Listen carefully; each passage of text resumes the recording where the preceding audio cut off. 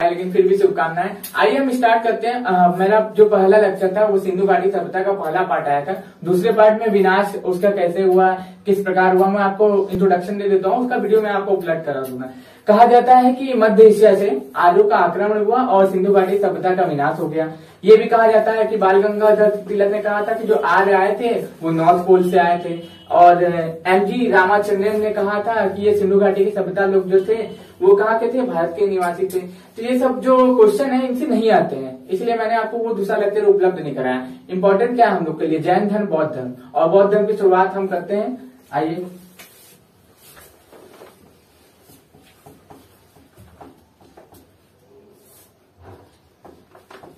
सबसे पहले हमें जानना है कि बौद्ध धर्म के संस्थापक कौन थे। कौन थे बौद्ध धर्म के संस्थापक? गौतम बुद्ध। अब गौतम बुद्ध, सबसे पहली बात कि बौद्ध धर्म के संस्थापक कौन थे? गौतम बुद्ध सभी को पता है।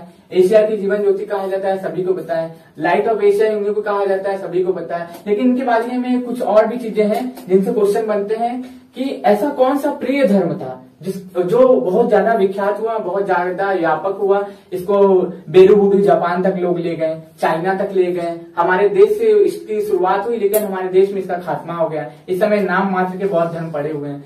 और अगर किसी राजा महाराजा ने इसका सबसे ज्यादा विस्तार किया तो वो कौन था? अशोक। वो था अशोक। और एक शासक आया जिसने कि बौद्ध धर्म का विनाश किया, उसका नाम था पुष्यमित्र शुंग।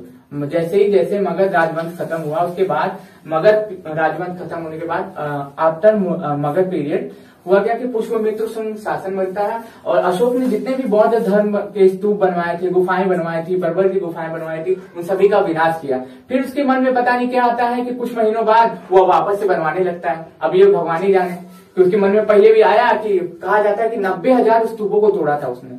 क्वेश्चन बनता है कि कौन सा ऐसा राजा था जिसने 90,000 स्तूपों को तोड़ा था? तो कौन था? पुष्यमित्र शुंग था। अब उसी के बाद आता है कण्व वंश। उसमें भी शासन में कुछ ऐसा ही देखने को मिलता है हमें कि एक बनाता है दूसरा तोड़ता है, तो समझ से परे है उन लोगों। और कुछ तो मिथ्या भी है कि कहीं सुनी बातें, लेकिन हम लोग एनसीईआरटी को मानेंगे कि पुष्यमित्र शुंग ने बौद्ध धर्म का विनाश किया था, बौद्ध धर्म के स्तूपों का विनाश किया था, और बौद्ध धर्म पे जो सभाएं होती थी उन पे रोक लगा दी थी। तो आइए इनके बारे में भी थोड़ा जान लेते हैं। इंट्रोडक्शन मैंने आप लोग को इसलिए दिया क्योंकि ये सब चीजें आपको किताब में नहीं मिलेंगी, आप कई किताबें खोजेंगे तब आपको पता चलेगा।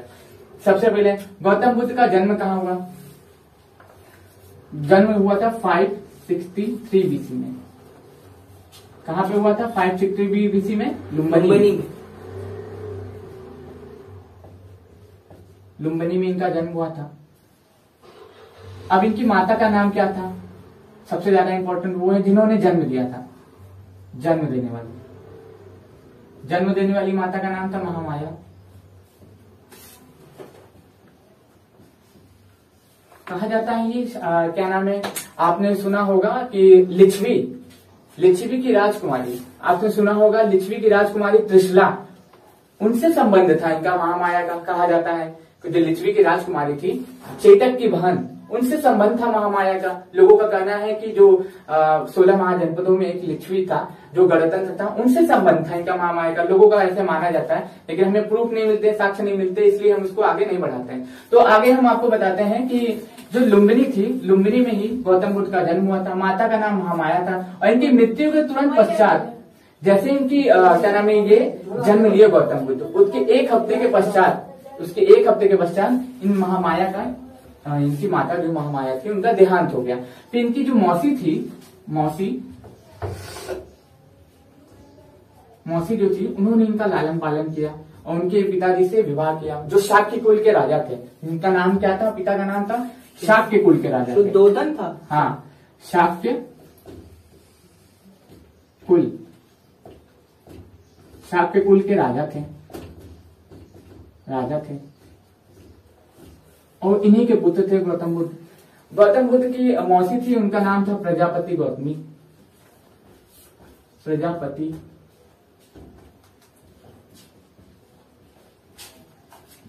कि आप सुनते हुए चलिएगा, क्योंकि आपको तमाम बुकों में मिल जाएगा, यूट्यूब पे तमाम वीडियोस मिल जाएंगे, लेकिन मैं आपको चार्ट फॉर्म में दे रहा हूं। और मेरा फंडा रहेगा 5 का फंडा कि आप इसी वीडियो में पूरा याद करके जाएंगे। आपको दोबारा से कोई बुक नहीं पढ़ना पड़ेगा, आपको कोई दोबारा से कोई क्वेश्चन बैंक नहीं उठाना पड़ेगा, कोई लुसेंट नहीं पढ़ना पड़ेगा। अगर आप मेरी बातों को ध्यान से कहानी की तरह सुनेंगे तो आपको ये पूरी तरीके से याद हो जाएगा। देखिए, सबसे पहले बौद्ध धर्म के संस्थापक कौन थे? गौतम बुद्ध थे। ठीक, अभी मैंने कुछ बताया नहीं है, बस थोड़ा सा इंट्रोडक्शन दे रहा हूँ, मैं पूरा इसको डीपली लेके चलूंगा। और गौतम बुद्ध बौद्ध धर्म के संस्थापक थे। जन्म कहाँ हुआ था? लुम्बिनी में हुआ था। माता का नाम क्या था? महामाया था, जिन्होंने जन्म दिया था। मौसी का नाम क्या था? जिन्होंने इनका लालन पालन किया। इनकी दूसरी माता बोल सकते हैं प्रजापति गौतमी था। इनके पिता क्या थे? शाक्य कुल के थे, राजा थे, जिनका नाम क्या था? शुद्धोधन। अब इनके गौतम बुद्ध जो थे, इनके बचपन का नाम क्या था? सिद्धार्थ। हाँ, इनके बचपन का नाम क्या था? सिद्धार्थ था। इनके बचपन का नाम था सिद्धार्थ। और गौतम बुद्ध के बारे में कहा जाता है कि यह इनको जब इनका जन्म हुआ था तो एक ऋषि मुनि आए थे, इनको देखने आए थे। उन्होंने कहा था कि क्या नाम है, या तो ये क्या नाम है, बहुत बड़े क्षत्रिय बनेंगे या तो बहुत बड़े सन्यासी बनेंगे। तो इनके पिताजी ने उनकी बातों पे कहा जाता है कि बहुत पहुंचे हुए ऋषि थे। तो इनके पिताजी ने कहा कि या तो ये बड़े होके क्या बनेंगे, एक क्षत्रिय बनेंगे या तो एक सन्यासी बनेंगे। तो पिताजी इनके डर गए। चलो मान लो क्षत्रिय बन गया तो देश का उद्धार करेगा, कुल का उद्धार करेगा। अगर ये क्षत्रिय नहीं बने तो क्या हो जाएगा? अगर ये क्षत्रिय नहीं बने तो क्या हो जाएगा? ये सन्यासी बन गए तो उनके राजपाट को कौन संभालेगा, उनके वंश को आगे कौन बढ़ाएगा? इसलिए इनकी छोटी उम्र में इनकी शादी करा दी गई थी। इनकी पत्नी जो थी, उनका नाम था यशोधरा। इनकी पत्नी का नाम क्या था? यशोधरा था। इनकी पत्नी का नाम क्या था? यशोधरा था। मैं बार बार आपको रिवीजन इसलिए करा रहा हूँ कि आपको ये याद हो जाए। ये बहुत ही फैक्चुअल डाटा है, इनसे ही क्वेश्चन बनते हैं। बौद्ध धर्म जैन धर्म में आपको अगर कुछ इनके बाद इंपॉर्टेंट हो जाता है तो बौद्ध सभाएं हो जाती है, वो भी मैं इसी में खत्म कर दूंगा। मैं आपका ज्यादा समय नहीं लूंगा। मैं सोच रहा हूँ कि आपको शॉर्ट वीडियो में ही ज्यादा नॉलेज दे दूं, इसी वीडियो में ज्यादा से ज्यादा मैं आपको नॉलेज देकर इनको खत्म करा दूं। तो इनकी जो वाइफ का नाम था क्या था? यशोधरा था। इनके पुत्र का नाम था राहुल। इनके पुत्र का नाम क्या था? राहुल था। इनके पुत्र का नाम था राहुल। और फिर आपने सुना होगा कि 29 वर्ष की आयु में इन्होंने ग्रह का त्याग किया था। ग्रह त्यागने की इनकी 3 वजहें थी। सबसे पहले कि मैं आपको 3-4 वजहें बता देता हूँ कि क्या नाम है। एक दिन इन्होंने एक बूढ़े व्यक्ति को देखा, और एक क्या नाम है, एक लाश को देखा, और एक ऐसे व्यक्ति को देखा था जो सन्यासी था। तो उन तीनों में देखा कि जो बूढ़ा व्यक्ति है वो काफी ग्रसित है रोग से, काफी परेशान है। और एक व्यक्ति जो देखा सन्यासी, वो काफी मस्त था, उसको दुनिया से कोई मतलब नहीं था, खुश था एकदम। एक तरफ से जो मान लीजिए कोई निधन हो गया है किसी का, उसकी जो लाश है उधर से गुजर रही है, तो उसमें उन्होंने देखा कि इधर भी लोग पीड़ित हैं, इधर भी लोग पीड़ित हैं। तीसरी तरफ उन्होंने देखा एक सन्यासी है, वो दुनिया से कोई मतलब नहीं है, वो अपने में ही मस्त है। तो उन्होंने सोचा कि अब उनका बचपन से ही कहा जाता था कि उनका मन जो था शादी विवाह में या फिर उटपटांग चीजों में नहीं लगता था, खेलना कूदना। सर एक सवाल पूछना है। हाँ। सर ये सब जो आप 3 वजह बता रहे हैं, 2-3 वजह, इसको कैसे क्वेश्चन में पूछा जाएगा कॉम्पिटिटिव एग्जाम में? कॉम्पिटिटिव एग्जाम में आपसे ये पूछ सकता है कि गौतम बुद्ध ने ऐसी कौन सी 3 चीजों को देख के अपने मन को परिवर्तित कर लिया। और 4 ऑप्शन देगा। 4 ऑप्शन दे देगा, और उसमें से ये भी पूछ सकता है इनमें से कौन चीज उन्होंने नहीं देखा था। अच्छा। एक दे देगा कि कौन सा चीज उन्होंने नहीं देखा था, एक दे देगा कि बूढ़े व्यक्ति को देखा था, दूसरा दे देगा कि इन्होंने क्या देखा था, एक सन्यासी को देखा था, तीसरा दे देगा कि एक क्या नाम है, इन्होंने क्या नाम है, लाश को देखा था, और चौथा दे देगा इन्होंने एक शादी करते हुए व्यक्ति को देखा। तो उनमें से क्या पूछेगा, क्या नहीं देखा था। तो शादी करते हुए, हाँ, अब उनको नहीं देखा था तो ऐसे क्वेश्चन बना देगा, क्योंकि ये तो फैक्चुअल डाटा है, इनसे तो अब सबको पता है गौतम बुद्ध ने उपदेश कहाँ दिए। हाँ। लेकिन फिर भी इसको पढ़ना पड़ता है। हाँ। बिना पढ़े अगर हम लोग कहीं भी किसी भी एग्जाम में जाएंगे तो रिवीजन सबसे ज्यादा जरूरी होता है। कितना भी पढ़ लो, अगर रिवीजन ना करो तो आदमी भूल जाता है। इसलिए मेरा मानना है कि रिवीजन का एकदम अच्छा तरीका है कि शॉर्ट वीडियो में आपको पूरी नॉलेज मिल जाए। आप ये बुक में पढ़ने बैठेंगे आपको काफी कठिनाई होगी, आपको काफी कुछ खोजना पड़ेगा। तो चलिए आगे बढ़ते हैं। तो 29 वर्ष की आयु में गौतम बुद्ध ने अपने ग्रह का त्याग किया।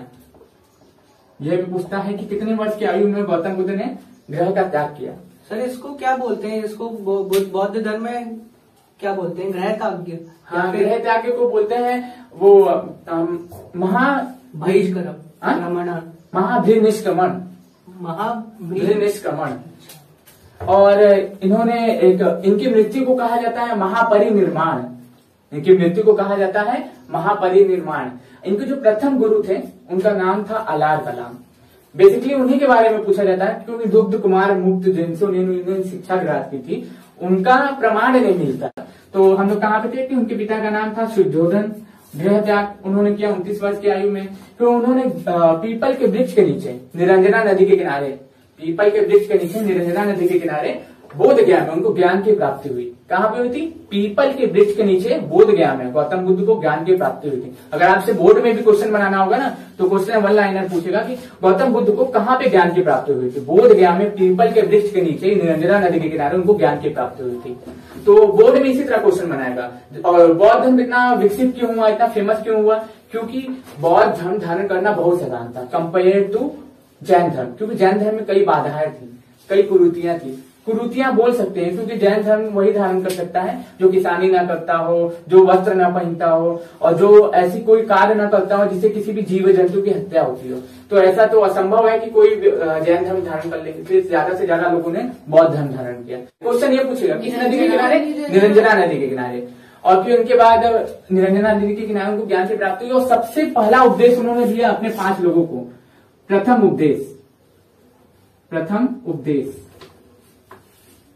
उपदेश उन्होंने कहाँ दिया था? सारनाथ में। प्रथम उपदेश सारनाथ में दिया था 5 लोगों के। उनके प्रिय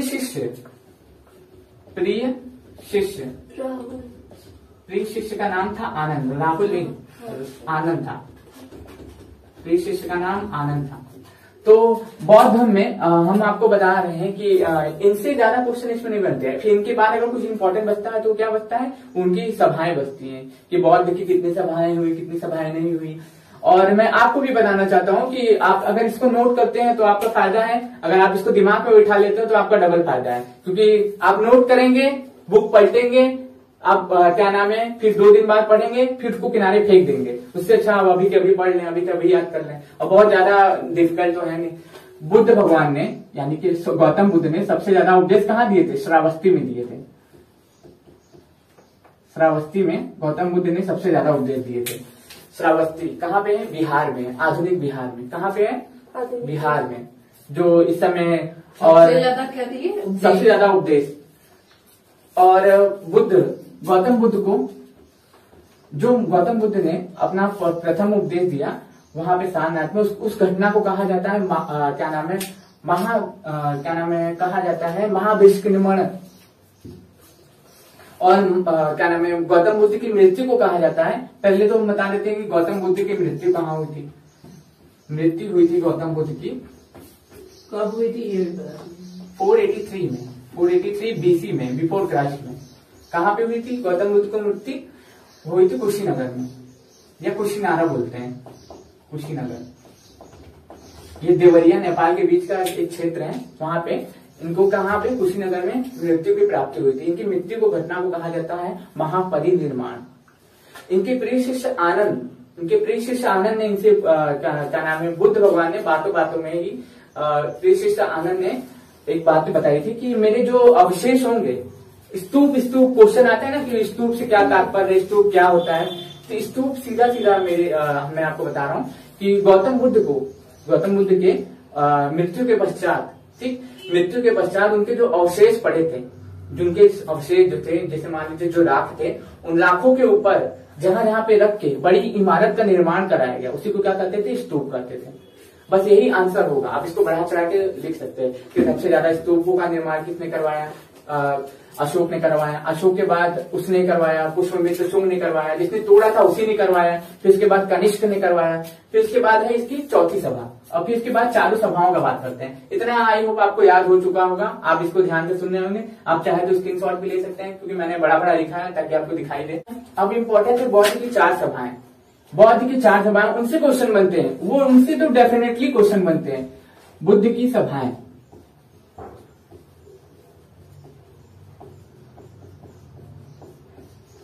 प्रथम सभा कब हुई थी? 483 बीसी में, 483 बीसी में हुई थी। राजा कौन था? अजातशत्रु।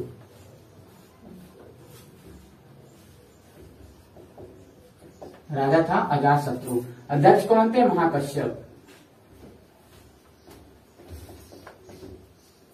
और ये जगह कहाँ थी? ये कहाँ थी जगह? जगह थी राजगृह।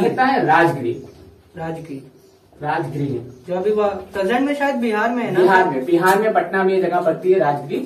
तो प्रथम बौद्ध काउंसिल कब हुई थी? 483 बीसी में। सर ये जो बिहार एसआई का एग्जाम जो होने वाला है उसमें ये पूछ सकते हैं? फिर पूरा पूछ सकता है। बिहार का कोई भी एग्जाम हो, बिहार फायरमैन, बीपीएससी। और मैं आपको बताना चाहता हूं कि हम मेरी पूरी टीम आपके लिए इतना मेहनत कर रही है, तो आप हमारे हौसलों को भी आगे बढ़ाएं। हमारे चैनल को लाइक करें, सब्सक्राइब करें। अगर लाइक करेंगे, सब्सक्राइब करेंगे तो हम इसी तरह आपको अच्छी अच्छी वीडियो लाके देते रहेंगे और आपका भी फायदा होता रहेगा और हमारी टीम का हौसला भी बढ़ता रहेगा। तो चलिए आगे बढ़ते हैं। प्रथम बौद्ध काउंसिल 483 बीसी में। बीसी का मतलब मैं आपको बताऊंगा जब मैं आपको C14 टेक्निक पढ़ाऊंगा, कार्बन डेटिंग पद्धति जब आपको पढ़ाऊंगा तो इसका बीसी का मतलब मैं अच्छे से क्लियर कर दूंगा। तो 483 में प्रथम बौद्ध काउंसिल हुई थी। राजा कौन था? किंग यानी कि राजा। अजातशत्रु। और अध्यक्ष? महाकश्यप। अध्यक्ष। और ये जगह? राजगृह। अब दूसरी बौद्ध काउंसिल कहाँ हुई? 383 बीसी में हुई थी। 383 बीसी में हुई थी। ये कहाँ? इस समय राजा कौन था? इस समय राजा था कालाशोक। कालाशोक या कालशोक, जो भी बोल सकते हैं आप, कालाशोक। और इस समय अध्यक्ष कौन था? इस समय अध्यक्ष था सभाकामी। इस समय अध्यक्ष था सभाकामी। और जगह कौन थी? वैशाली। क्यों हो गई थी वैशाली? क्योंकि कालाशोक को वैशाली से प्रेम था, वहां की लड़की से शादी किया था, इसलिए वो राजधानी क्या किया था? वैशाली शिफ्ट कर दिया था। इन्होंने अपने जीवन काल में कुछ काम नहीं किया, केवल एक ही काम किया, प्रेम किया इन्होंने। और प्रेम ही किया इन्होंने, पूरे जीवन काल में इन्होंने प्रेम किया, राजपाट के नाम पे कुछ नहीं किया। आप इनका चेहरा देख लेते हैं तो मेरे हिसाब से जो काला कोयला आता है वो भी सब शर्मा जाता है, इतने काले थे, दिखाई ही नहीं देते थे। और इनका दांत सोने का तार लगता था। आप एक बार देखिएगा फोटो, आपको गूगल पे मिल जाएगा, आपको समझ में आ जाएगा। तो मैं इनका अपमान नहीं कर रहा हूं, लेकिन इनकी सच्चाई बता रहा हूं। चलिए आगे बढ़ते हैं। तीसरी बौद्ध काउंसिल कब हुई थी? 253 बीसी में। 253 बीसी में। इस समय कौन था राजा? इस समय राजा था अशोक महान जिसे कहा जाता है। मेरे नजर में ये महान नहीं है। जो व्यक्ति अपने भाइयों की 99 भाइयों की हत्या करके गद्दी पे बैठे, उसको महान कैसे बोल सकते हैं? ये मेरा मत है। आप महान मानते होंगे तो ठीक है, लेकिन ये मेरा मत है कि जैन ग्रंथ, बौद्ध ग्रंथ, मुद्रा राक्षस और ये जो है कौटिल्य का अर्थशास्त्र, इन सभी में इनका वर्णन किया गया कि इन्होंने अपने 99 भाइयों की हत्या करके गद्दी को प्राप्त किया था। तो ये क्वेश्चन आपसे पूछता है कौन सा ऐसा शासक था जिसने कलिंग युद्ध के बाद अपना क्या किया था? युद्ध की नीति को त्याग दिया था और अपने 99 भाइयों की हत्या करके गद्दी पे बैठा था। वो कौन सा शासक था? वो था अशोक। इनके समय में अध्यक्ष कौन था? मोगलीपुत्तिस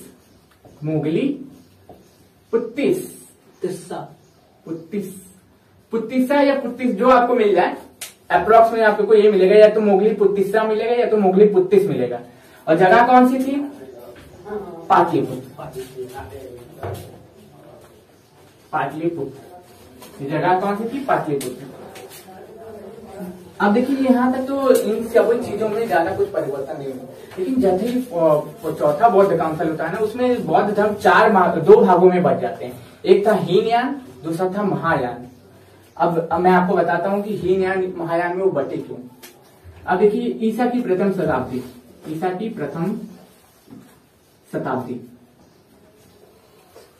सर इसको फर्स्ट एडी भी बोल सकते हैं क्या? बोल सकते हैं, बिल्कुल बोल सकते हैं।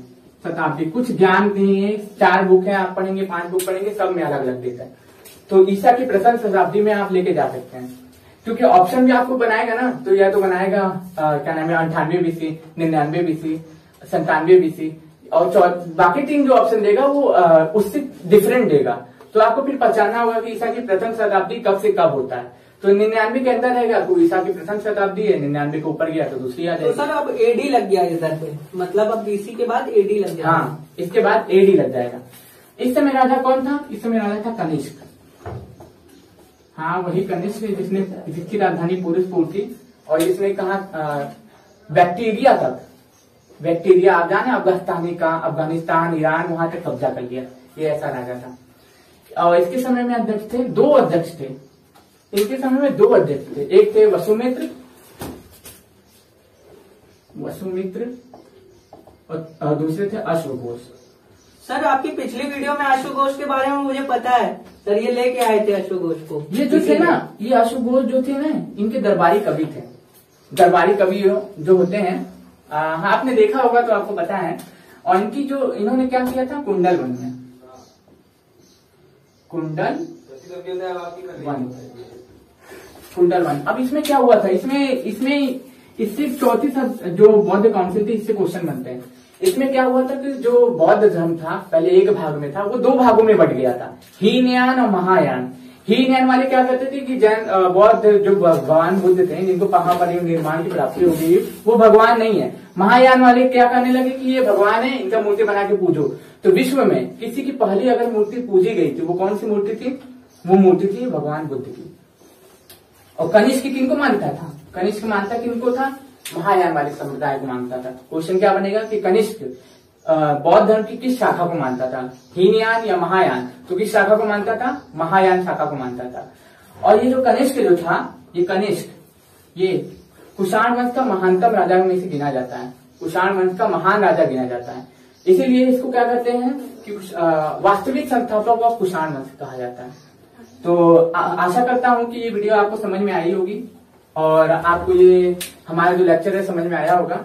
तो हम इसी तरह आपको अच्छे अच्छे लेक्चर ला के देते रहेंगे। तो मैं आशा करता हूं कि आप हमारे चैनल को लाइक करेंगे, सब्सक्राइब करेंगे और हमारे चैनल को आगे बढ़ाएंगे। धन्यवाद।